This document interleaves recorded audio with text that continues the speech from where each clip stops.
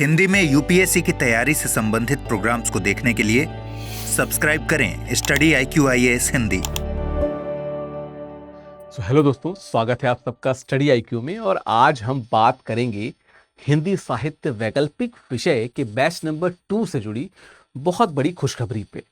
यूं तो हम अक्सर बात करते रहते हैं तमाम छूटों के बारे में, लेकिन आज न सिर्फ मैं आपको ये बताऊंगा कि जो हमारा बैच नंबर 2 है वो शुरू हो रहा है किन टॉपिक्स को लेके, उसके आगे का टाइम फ्रेम क्या होगा, क्या तरीका होगा जिस तरीके से हम हिंदी साहित्य वैकल्पिक विषय को आगे ले जाएंगे। ठीक है, साथ ही आज हम बात करेंगे उस छूट के बारे में जो आज यानी कि सोमवार को यानी कि 17 जून को ही वैलिड है।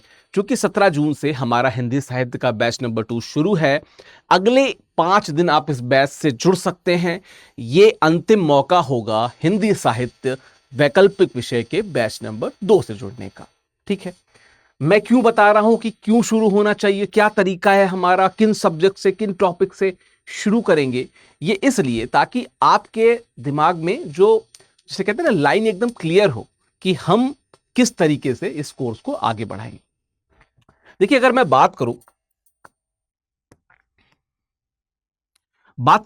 तो हिंदी साहित्य का जो बैच नंबर 2 है, ये बेसिकली हम शुरू कर रहे हैं प्रश्न पत्र 2 के, इसको मैं एक बार फिर से कर देता हूं, प्रश्न पत्र 2 के खंड ख से, प्रश्न पत्र 2 के खंड ख से शुरू कर रहा हूं। वजह क्या है? देखिए, हिंदी साहित्य में जब आप मुख्य परीक्षा देंगे तो देखिए प्रश्न पत्र 2 250 नंबर का है, वो तो सबको पता है। जब आप इंटरव्यू में जाते हैं तो सबसे ज्यादा वेटेज जो आपको मिलता है वो हिंदी साहित्य में प्रश्न पत्र 2 का ही मिलता है, क्योंकि अक्सर प्रश्न उससे ही जुड़े होते हैं, आपके कवियों से जुड़े, लेखकों से जुड़े, साहित्यों से जुड़े। तो हम उससे शुरू कर रहे हैं इस बैच को, और मैं क्रमशः आपको बताऊंगा कि किन किन टॉपिक्स को हम हल करेंगे। ठीक है, देखिए, मैं अगर बताऊं कि जब मैं हिंदी साहित्य की बात कर रहा हूं तो जो प्रश्न पत्र 2 है,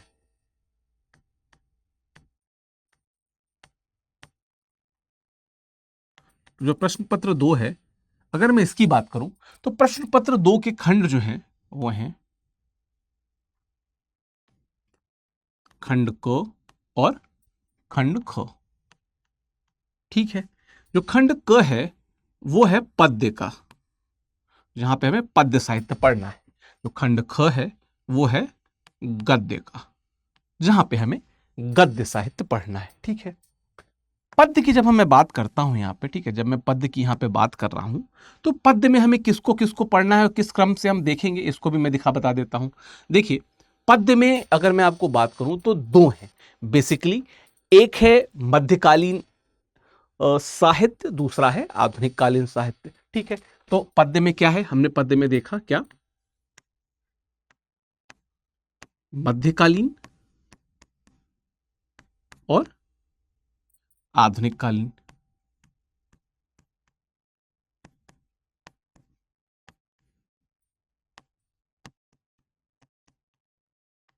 ठीक है, जब मैं मध्यकालीन की बात करता हूं तो मध्यकालीन में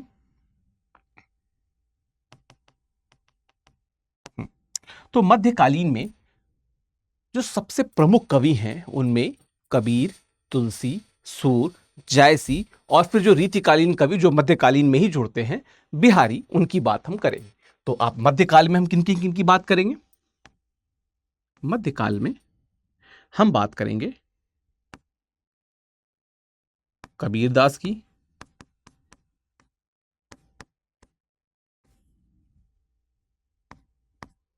तुलसीदास की,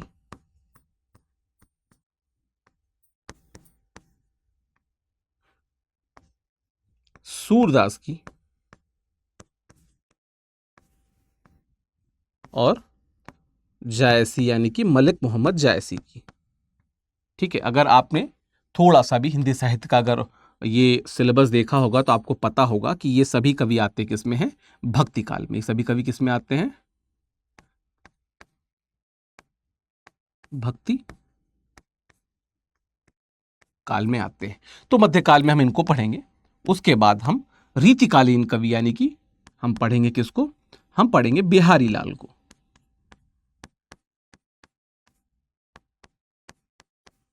यानी कि सतसैया के दोहरे ज्यों नावक के तीर, देखन में छोटे लगे घाव करे गंभीर। ये बिहारी लाल का है और उनकी जो सतसई है वो आपके सिलेबस में है।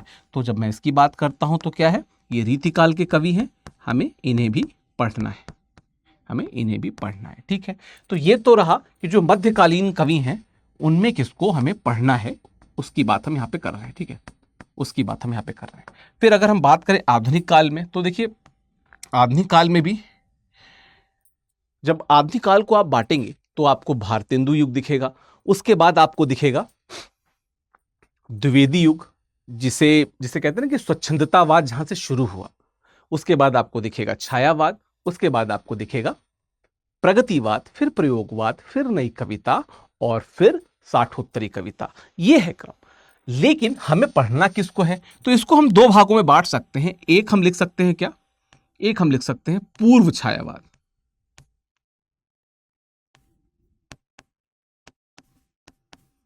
ठीक है, एक हम लिख सकते हैं पूर्व छायावाद, एक लिख सकते हैं छायावाद का समय, ठीक है, एक लिख सकते हैं छायावाद, और तीसरा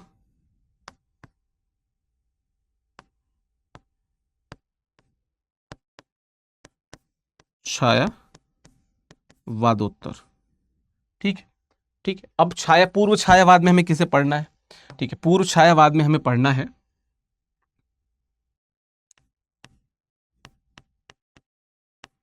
मैथिली शरण गुप्त जी को पढ़ना है। पूर्व छायावाद में हमें किसे पढ़ना है? मैथिली शरण गुप्त जी को पढ़ना है। ठीक है, छायावाद में किसे पढ़ना है? इनफैक्ट अगर मैं बात करूं तो छायावाद में ही सबसे प्रमुख जो कवि हैं उनको ही पढ़ना है। जैसे हमें छायावाद में पढ़ना है निराला को, यानी सूर्यकांत त्रिपाठी निराला को पढ़ना है, हमें पढ़ना है प्रसाद को यानी जयशंकर प्रसाद को, साथ में हमें पढ़ना है दिनकर को, रामधारी सिंह दिनकर। वैसे मैं आपको बता दूं कि दिनकर थोड़े बहुत छायावाद में भी आपको दिखेंगे, उत्तर छायावाद में जिसे हम कहते हैं उत्तर छायावाद में आपको दिखेंगे, साथ में ही दिनकर आपको प्रगतिवाद में भी दिखेंगे। ठीक है, जो हम प्रगतिवाद की बात करते हैं उसमें भी आपको दिखेंगे। तो ये तो हो गए छायावाद के हमारे कवि। छायावाद उत्तर युग में आपको पढ़ना है मुक्तिबोध को, नागार्जुन को और अज्ञेय को। ठीक है, तो छायावाद उत्तर में कौन कौन है? छायावाद उत्तर में आप पढ़ेंगे मुक्तिबोध को, नागार्जुन को, और उस व्यक्ति को जिसने वास्तविकता में प्रयोगवाद और नई कविता दोनों की नींव डाली, यानी कि सच्चिदानंद हीरानंद वात्स्यायन अज्ञेय। ये हमारा कोर्स ऑफ एक्शन रहेगा जो प्रश्न पत्र 2 के खंड क के द्वारा रहेगा। ठीक है, तो प्रश्न पत्र 2 के खंड क में कोर्स ऑफ एक्शन ही रहेगा कि हम कबीर को पढ़ेंगे, तुलसी को पढ़ेंगे, सूर को पढ़ेंगे, जयसी को पढ़ेंगे, फिर बिहारी को, फिर पूर्व छायावाद में मैथिली शरण गुप्त, निराला, दिनकर प्रसाद, मुक्तिबोध, अज्ञेय, नागार्जुन, हम इनको पढ़ेंगे। ठीक है, ये तो रहेगा हमारा इसमें। फिर हम अगर बात करें पद्य में, सॉरी गद्य में, ठीक है, तो गद्य में जाने से पहले एक बार फिर से मैं आप सबको बता दूं कि हमारा जो आज यानी कि जब आप 17 जून को ये वीडियो देख रहे हैं तो 17 जून को हमारी बम्पर छूट चल रही विकास लाइव कोड का अगर प्रयोग करेंगे आप तो मात्र 14,999 में आप हिंदी साहित्य वैकल्पिक विषय के बैच नंबर 2 से जुड़ सकते हैं, मात्र 14,999 में। प्रीलिम्स ओवर हो चुका है, अब आपको डिसाइड करना है। अगर आप 2025 में यूपीएससी अटेम्प्ट करना चाहते हैं तो ये अंतिम समय है आपका वैकल्पिक विषय से जुड़ने के लिए, तो आपको देर नहीं करनी है, अंतिम समय है, देर नहीं करनी है, नंबर 1।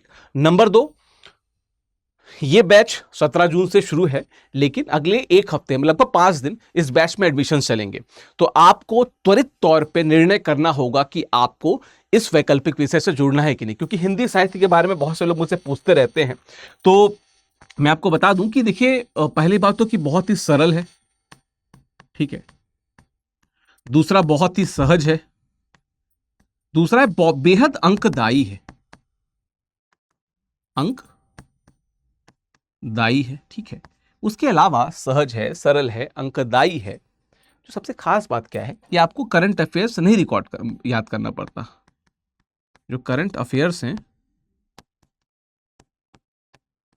आपको इन्हें तैयार करना नहीं होता है। लेकिन अगर आपके करंट अफेयर्स तैयार हैं तो आप इसका प्रयोग कर सकते हैं। अगर आप मैं बात करूं, इसके अलावा ये आपके जो उत्तर लेखन होता है ये उसमें सहायक होता है, ठीक है। इसके अलावा जो आपका निबंध का पेपर होता है वो उसमें सहायक होता है ये, ठीक है। जीएस का पेपर एक जो इतिहास होता है, चूंकि आप पूरे साहित्य का इतिहास पढ़ते हैं तो आप भारत का इतिहास भी पढ़ते हैं, समाज का इतिहास भी पढ़ते हैं, है ना। तो आपका जो इतिहास है वो भी मजबूत होता है इसको देख के, ठीक है, इतिहास का। इसके अलावा आप समाज के बारे में भी सीखते हैं, ठीक है, आपको समाजवाद बोध होता है तो आप समाज के बारे में भी सीखते समझते हैं। तो और सबसे बड़ी बात कि अगर आप पिछले कुछ वर्षों का रिजल्ट मिला लें तो सबसे ज्यादा रिजल्ट देने वाला वैकल्पिक विषय है ये। सबसे ज्यादा रिजल्ट देने वाला वैकल्पिक विषय क्या है?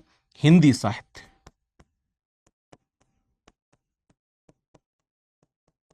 ठीक है, तो आपको क्या करना है, आपको studiiq.com विजिट करके ऑप्शंस में जाके हिंदी साहित्य वैकल्पिक विषय को चुनना है और वहां पे विकास लाइव कोड का प्रयोग करना नहीं भूलना है। आपको विकास लाइव कोड का प्रयोग अवश्य करना है, यह मत भूलिएगा, ठीक है। विकास लाइव कोड का प्रयोग अवश्य करिएगा, इसे आप मत भूलिएगा, ठीक है।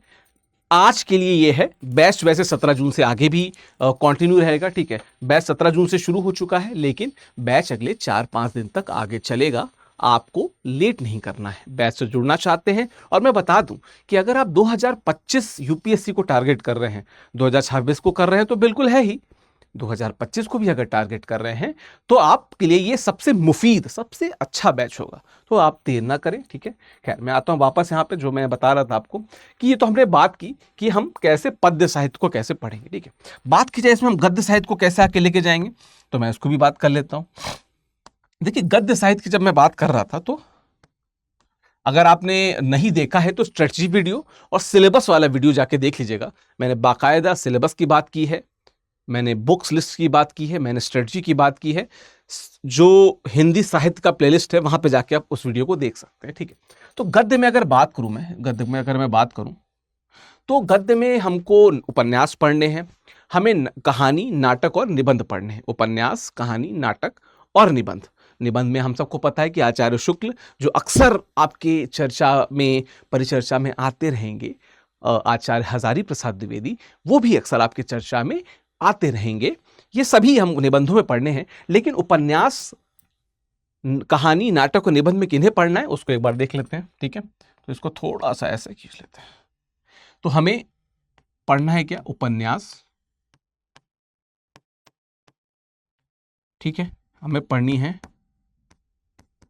कहानी, हमें पढ़ने हैं नाटक और हमें पढ़ने हैं निबंध, ठीक है। देख लेते हैं कि किसको किसको पढ़ना है इसमें, ठीक है। देखिए, गोदान, मैला आंचल, महाभोज और दिव्या। गोदान, मैला आंचल, महाभोज और दिव्या, ये उपन्यास आपको पढ़ने हैं। तो क्या क्या है इसमें? आपको पढ़ना है गोदान, मैला आंचल,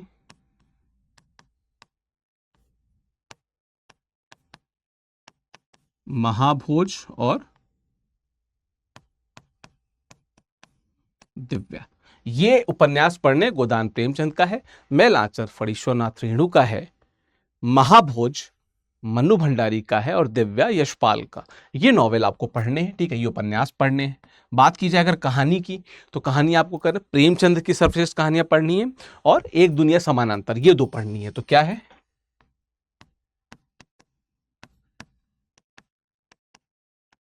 प्रेमचंद की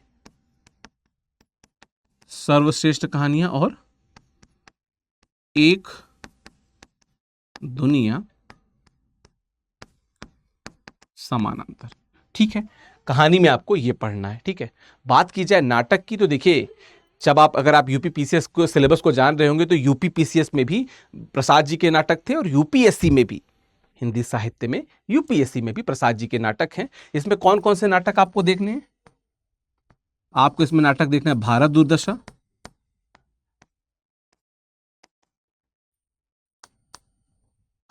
आपको नाटक देखना है भारत दुर्दशा, आपको स्कंदगुप्त पढ़ना है, स्कंदगुप्त पढ़ना है, और मोहन राकेश का एक नाटक है आषाढ़ का एक दिन, वो भी आपके सिलेबस में है। तो क्या है,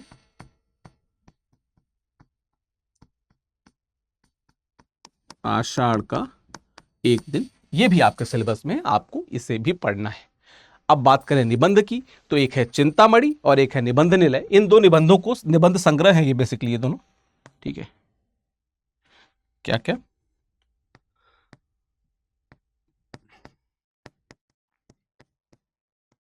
चिंतामणि और निबंध निलय, इन दो निबंध संग्रहों को भी पढ़ना है। और जब आप इन निबंध संग्रहों को पढ़ेंगे तो दो तीन चीजें आपको क्लियर होंगी कि भाषाई तौर पे हमें लिखना कैसे रहता है, लेखन की कला जो है, लेखन की कला में जो तारतम्यता आती है ना, जिसे हम फ्लो कहते हैं, वो कैसे बनेगा। या जब हम लेखन की बात करते हैं, लिखने की बात करते हैं, तो अभिधा में, लक्षणा में या व्यंजना में कैसे लिखा जाता है। जब आप स्टडी IQ IS ऐप पे जाएंगे या वेबसाइट पे जाएंगे और हिंदी साहित्य वैकल्पिक विषय चुनेंगे, तो वहां पे देखिए डेमो वीडियो होंगे।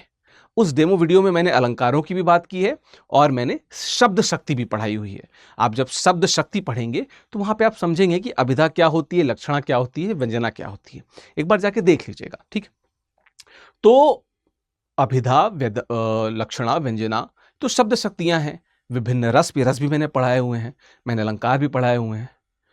आप जब निबंधों को देखते हैं ना, तो आपको पता लगता है कि गद्य साहित्य में कैसे इन सभी ऑर्नामेंट्स यानी अलंकारों का, अलंकारों से मेरा मतलब है कि इस प्रकार के जो विशेष तत्व होते हैं उनका प्रयोग कैसे किया जाता है।